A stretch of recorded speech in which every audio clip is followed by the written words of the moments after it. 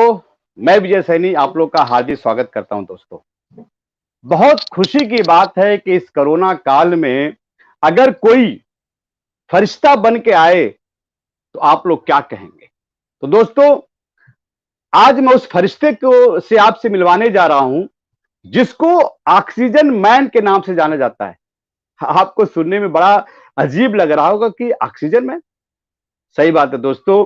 आज इस कोरोना काल में जहां ऑक्सीजन की इतनी कमी है, मारपीट हो रही है, लोग क्या क्या कर रहे हैं, लूट रहे हैं, सब कुछ कर रहे हैं, वहां एक व्यक्ति सब कुछ अपना त्याग करके और अपनी एसयूवी गाड़ी बेच करके और वो समाज की सेवा कर रहे हैं। ये कितनी बड़ी बात हो सकती है दोस्तों। दोस्तों, मैं आप लोगों का ज्यादा टाइम न लेकर मैं उस ऑक्सीजन मैन से मिलवाने जा रहा हूं जिनका नाम है शहनवाज शेख। और सबसे बड़ी खुशी की बात है दोस्तों कि ये हमारे मुंबई मालवानी में जहां मैं भी रहता हूं वहीं के रहने वाले हैं। तो आइए दोस्तों, मिलते हैं ऑक्सीजन मैन से। नमस्कार। नमस्कार नमस्कार। बहुत बहुत शुक्रिया मुझे बुलाने के कैसे लिए। हैं आप? कैसे मैं हैं ठीक आप? हूँ। ठीक हैं? मैं ठीक हूँ, आप कैसे हैं? क्या बात है। बस बढ़िया बढ़िया। बड़ी खुशी की बात है कि आप ऐसे समय में एक फरिश्ता बन के आए हो जो गरीबों के लिए, सबके लिए ऑक्सीजन आज इतनी महत्वपूर्ण चीज हो गई है, आप उसको वितरित कर रहे हो। बड़ी खुशी की, बहुत खुशी की बात है। हमारे सामने हमारे साथ जुड़ गए हैं जावेद बाबू, जो आपके पुराने दोस्त हैं। वो जय हो लिख रहे हैं। पप्पू सैनी जी आपको नमस्कार करें। ढेर सारे लोग आपको नमस्कार कर रहे हैं। नमस्कार तो मेरा भी सभी को नमस्कार। तो ऑक्सीजन मैन कितना अच्छा लगता है। इसकी शुरुआत कैसे हुई, कुछ उसके बारे में आप मुझे बताएं। और देखिए, सबसे पहले तो सैनी जी मैं आपका शुक्रिया अदा करता हूँ कि आपने मुझे मौका दिया अपनी बात रखने का। जी मैं थैंक आपको यू। बताता हूँ कि पिछले इसकी शुरुआत पिछले साल किया था मैंने, जब जी हमारे देश में लॉकडाउन अनाउंस हुआ था जी 24 में मार्च को। और आपने देखा होगा कि मतलब उसके बाद में लॉकडाउन लगते ही कुछ दिन बाद में लोग किस तरीके से परेशानी में आ गए थे। मतलब बिल्कुल किसी के पास खाने को नहीं था, लोग खाने खाने को मोहताज हो गए थे। बिल्कुल। तो मैंने एक शुरुआत करी थी मदद करने की कि जी मैं अपने तरफ से लोगों की क्या मदद कर सकता हूँ। तो मैंने देखा कि मतलब लोगों को खाने वाने की बड़ी प्रॉब्लम थी, लोगों के पास राशन वगैरह नहीं था। तो वहाँ से मैंने एक शुरुआत किया मदद की कि चलो हम कुछ करते हैं अभी लोगों के लिए, क्योंकि ये वक्त है अभी लोग मतलब एक इंसानियत दिखाने का। आप में कितनी इंसानियत बिल्कुल है इसी वक्त में आप दिखा सकते हो। तो बिल्कुल। उस वक्त मैंने शुरुआत की एक मतलब राशन डिस्ट्रीब्यूशन से। उसके बाद में माइग्रेंट्स के लिए काम किया जो अपने गांव जा रहे थे, उन लोगों के लिए खाने पीने का इंतजाम करता था मैं। और मेरे साथ में मेरी टीम भी लगी हुई थी 24 घंटे।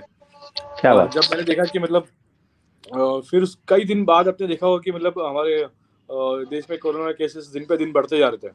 बिल्कुल। और वो केस बढ़ने के जैसे जैसे केस बढ़ रहे थे वैसे वैसे हॉस्पिटल पे बहुत प्रेशर बढ़ते जा रहा था। मतलब जी हॉस्पिटल के पास जो फैसिलिटीज थी वो कम पड़ रही थी, लोगों को बेड मिलने में परेशानी हो रही थी। और जो क्रिटिकल मरीज थे उन लोगों को ऑक्सीजन और वेंटिलेटर्स बेड की बहुत प्रॉब्लम हो रही थी। मतलब उनको टाइम पे ये सब चीज़ें नहीं मिल पा रही थी।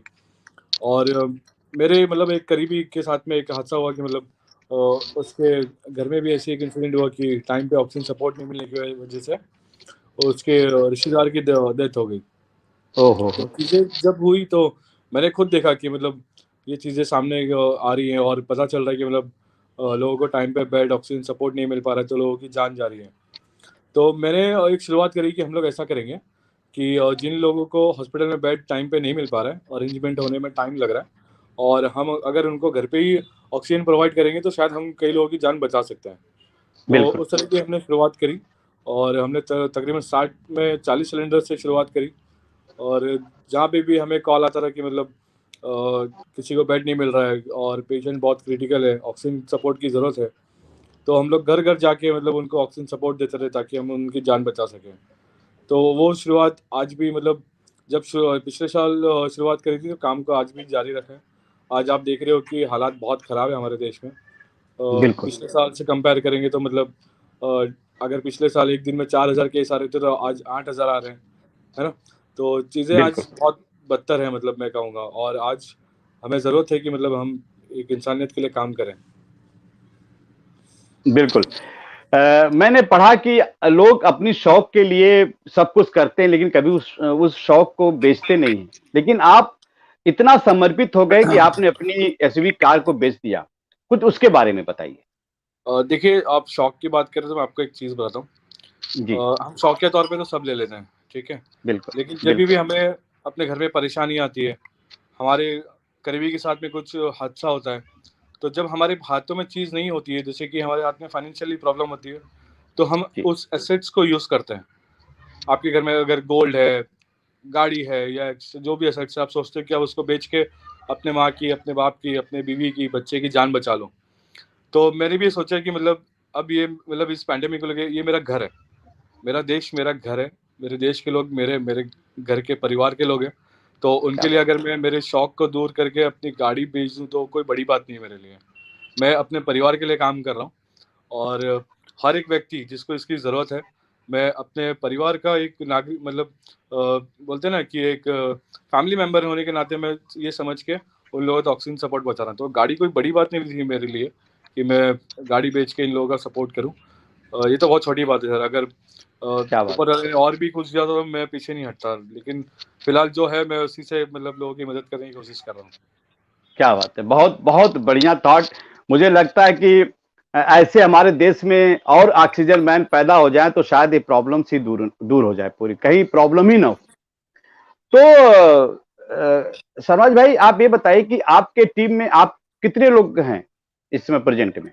देखिए, अभी हम लोग फिलहाल 20 लोग हैं अच्छा, और वो 20 लोगों को मैंने काम पूरा डिवाइड कर दिया है। और जैसे कि एक टीम है जो सिलेंडर हमारे पास आते हैं एम्प्टी होके, जैसे कि पेशेंट के पास गया वहाँ से एम्प्टी होके आते हैं, तो वो एक टीम का काम है एम्प्टी सिलेंडर्स को रिफिल कराना। ठीक है। जी, एक टीम का जी, काम है पेशेंट के घर तक सिलेंडर पहुँचाना, वहाँ से पिकअप करना। एक टीम का काम है कॉल अटेंड करना। और मैं आपको बता दूं कि इस बार हमने एक वॉर रूम क्रिएट किया, अरे एक वाह! वॉर क्या रूम बात है! बनाया है। जी, हुँ। जैसे कि आज पता चल रहा है कि मतलब लोगों को हॉस्पिटल में बेड नहीं मिल पा रहा है टाइम पे, वेंटिलेटर अवेलेबल नहीं है, एम्बुलेंस नहीं मिल पा रही है टाइम पे। तो सब चीज़ों को देखते हुए हमने वो वॉर रूम को इसलिए बनाया है कि अगर किसी को वो बेड मिलने में परेशानी हो रही है, वो बीएमसी के हॉस्पिटल्स वगैरह नहीं पहुंच पा रहे, तो हमें जब लीड मिलती है कि ऐसे ऐसी सिचुएशन है, तो हम लोग उनकी हेल्प करते हैं बेड अरेंजमेंट में। जैसे कि वॉर बीएमसी में कांटेक्ट करना और जी, प्राइवेट हॉस्पिटल में कांटेक्ट करना कि मतलब जितना जल्दी हो सके उस पेशेंट को हम लोग बेड का अरेंजमेंट करा दें। अगर किसी को एम्बुलेंस का इश्यू हो रहा है तो एम्बुलेंस अरेंजमेंट करा के रहते हैं। तो ये सब चीज़ों के लिए हमने एक वॉर रूम क्रिएट किया है, जो एक जी, टीम उस लिए काम कर रही है। बहुत बढ़िया। जी। समाज भाई, जब आप इतना अच्छा काम करने आप जब निकले हो, तो और भी सपोर्ट आपको कुछ मिल रहा है गवर्नमेंट की तरफ से, या कुछ ऐसी सामाजिक संस्थाएं आ रही हैं जो आपको सपोर्ट करें कि नहीं भाई आप आगे बढ़ो, हम आपके साथ हैं? कुछ ऐसा सपोर्ट मिल नहीं, रहा है आपको? देखिए सुनील जी, पहले भी ऐसी कुछ बात नहीं थी और अभी भी इस बात जी, मतलब ये ऐसी कोई बात नहीं है। हाँ, लेकिन एक जी, बात अच्छी है कि मेरे काम को देखते हुए कई लोग आगे आए हैं अभी।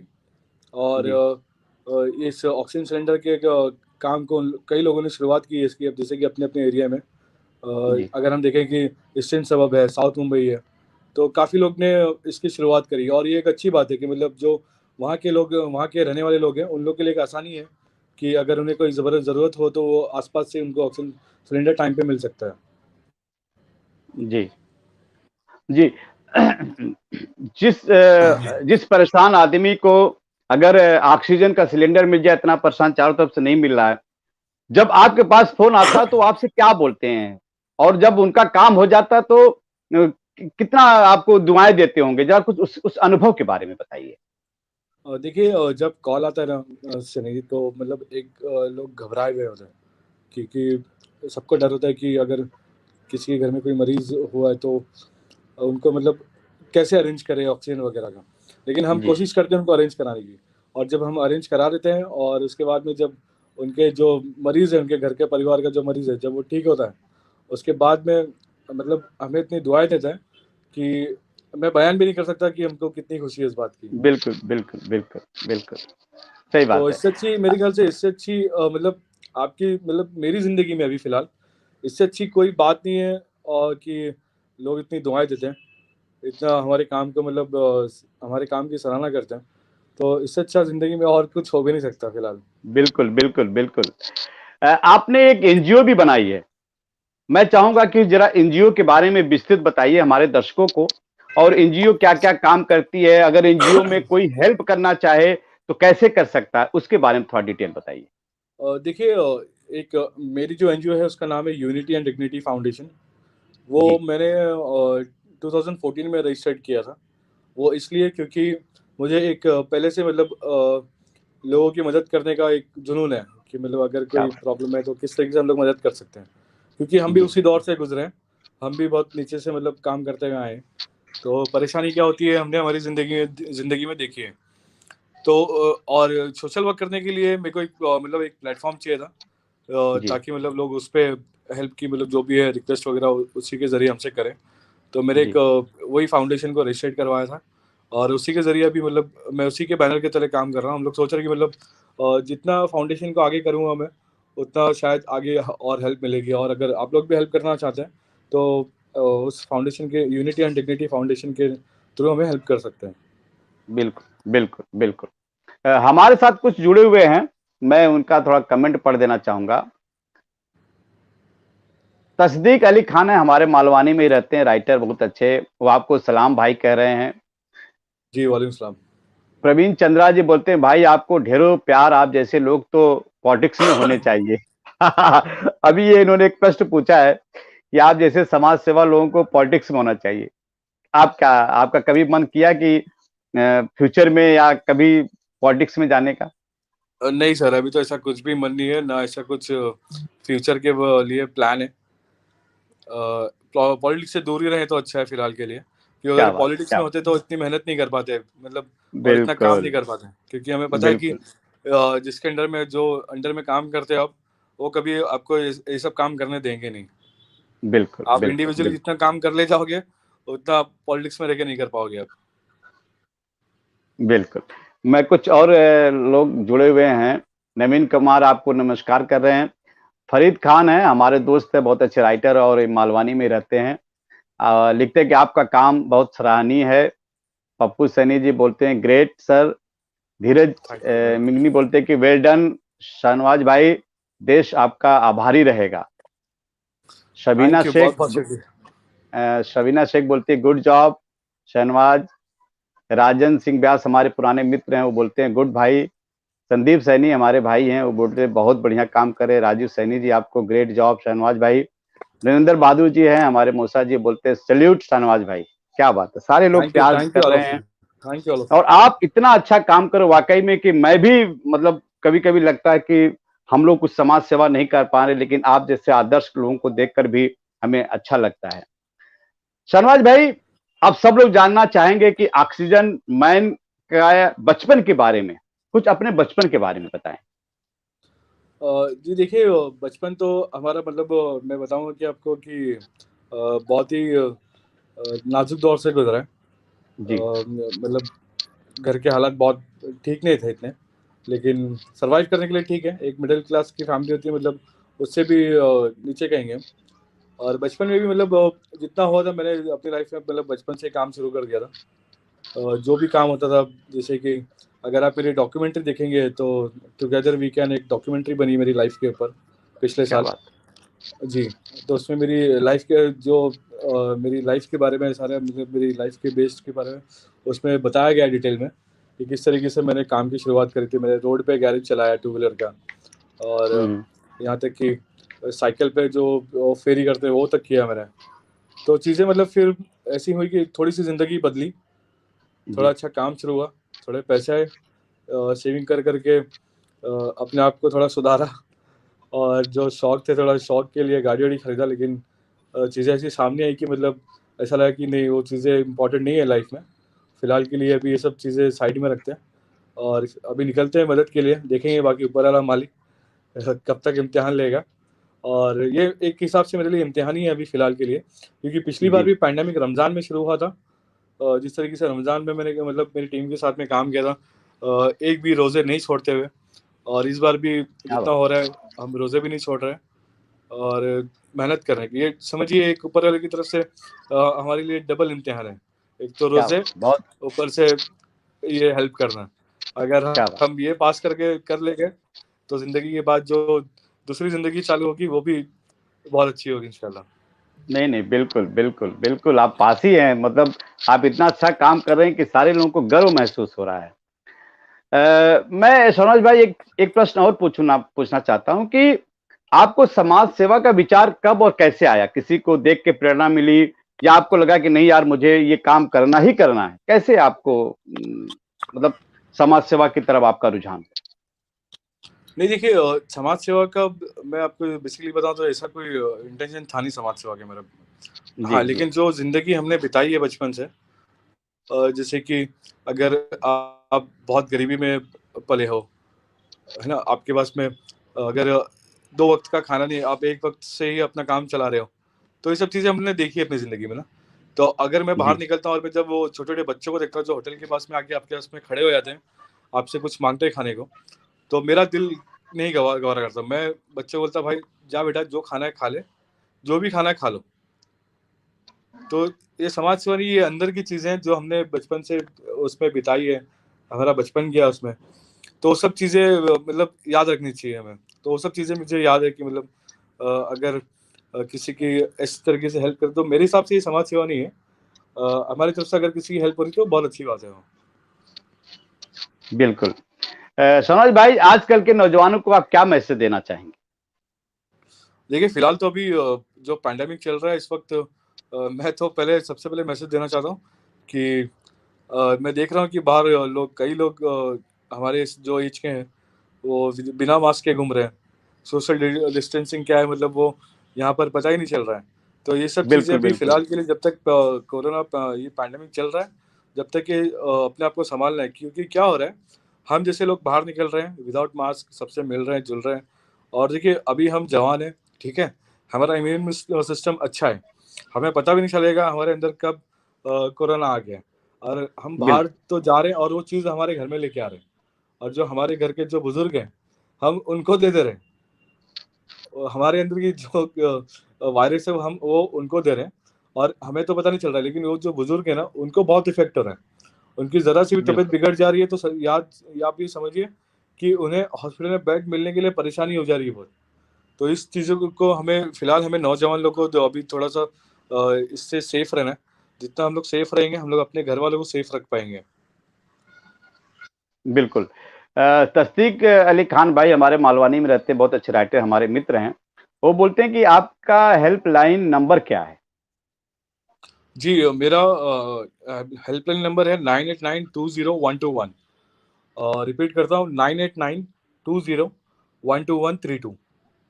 और दोस्तों मैं भी अपने वीडियो में हेल्पलाइन का नंबर डाल दूंगा ताकि आप लोग ज्यादा से ज्यादा जुड़े शहनाज भाई से और उनकी बातें सुने, वो क्या समाज सेवा कर रहे हैं, कैसे कर रहे हैं। अगर हो सके तो आप लोग हेल्प भी करें और इस मुहिम को आगे बढ़ाएं। हमारे साथ कुछ और लोग जुड़े हैं। गोविंद सिंह यादव जी दिल्ली से हमारे मित्र, वो आपको बधाई दे रहे हैं। सलीम अहमद सैफी जी हमारे मित्र हैं, बहुत अच्छे मालवानी, बहुत अच्छे एक्टर हैं, वो आपको नमस्कार कर रहे हैं, जय हो कर रहे हैं। एके सिंह जी बहुत तारीफ कर रहे हैं। लावण्या यश पुष्कर जी ग्रेट। और योगेश पॉल जी आपको बोल रहे हैं बहुत बढ़िया काम कर रहे हैं जी, बोलते बहुत नेक काम, लगे रहिए, बहुत अच्छी बात है। शुक्रिया शुक्रिया। शर्माज भाई, चूंकि आपके पास कोरोना पेशेंट के फैमिली वाले ही आते होंगे, तो लेकिन हमारे समाज में कुछ लोग बहुत कैजुअल भी ले रहे हैं, न मास्क लगा रहे हैं, जैसे अभी आप बोल रहे हैं। तो वो जो फैमिली वाले आते हैं, जब आपको बोलते हैं कि भाई प्रिकॉशन रखने के लिए बोलिए, तो आप क्या बोलेंगे उन लोगों को? और सर आपकी आवाज़ ब्रेक हो गई, क्लियर आवाज़ अच्छा। नहीं है आपकी। हाँ, सॉरी। मैं बोल रहा था कि बहुत लोग अभी सीरियस नहीं है कोरोना के लेके, और चूंकि जी। आपके पास हमेशा पेशेंट के फैमिली वाले आते हैं सिलेंडर लेने, तो वो कैसे आपके सामने दुखड़ा रोते हैं कि भाई कोरोना को सीरियस लो। उनकी बातों को जरा आप हमारे दर्शकों के सामने रखिए जो बहुत कैजुअल में ले रहे हैं कोरोना को। और देखिए मैं आपको सबसे पहली बात बताऊं कि जो लोग हमारे पास में आते हैं, जी सबसे पहली बात तो मतलब उनको देख के ऐसा लगता है कि ये चीज़ें कभी ना हो। क्योंकि आज के वक्त में जिस जिस तरीके से हालात खराब है, बहुत बहुत बहुत। बहुत ही मतलब बहुत ही खराब सिचुएशन है इस बार। बेचारे जी रो रो के मतलब कोई आता है कि मतलब मेरे डैडी को बेड नहीं मिल रहा है, मेरी मम्मी को बेड नहीं मिल रहा है, या किसी रिश्तेदार को बेड नहीं मिल रहा है। अच्छा, मैंने कई केस ऐसे देखे हैं कि कोरोना कैसे हुआ, बोले हम शादी में गए थे तभी से मम्मी की तबीयत खराब हो गई। किसी ने कहा कि हम लोग यहाँ गए थे तभी से डैडी की तबीयत खराब हो गई।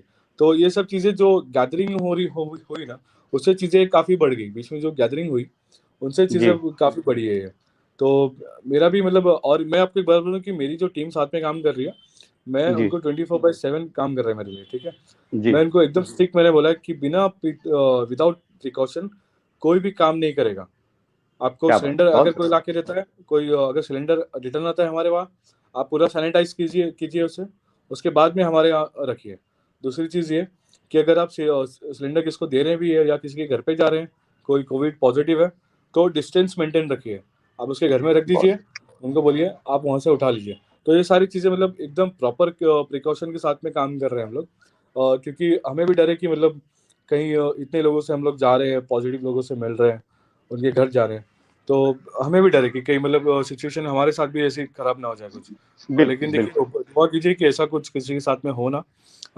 अगर ऐसा कुछ सिचुएशन आती है तो फिर मतलब हमें थोड़ी प्रॉब्लम हो जाएगी फेस करने से। बिल्कुल बिल्कुल बिल्कुल। आपसे बात करके बहुत अच्छा लगा। लास्ट में सनोज भाई, आप क्या मैसेज देना चाहेंगे हमारे देशवासियों को?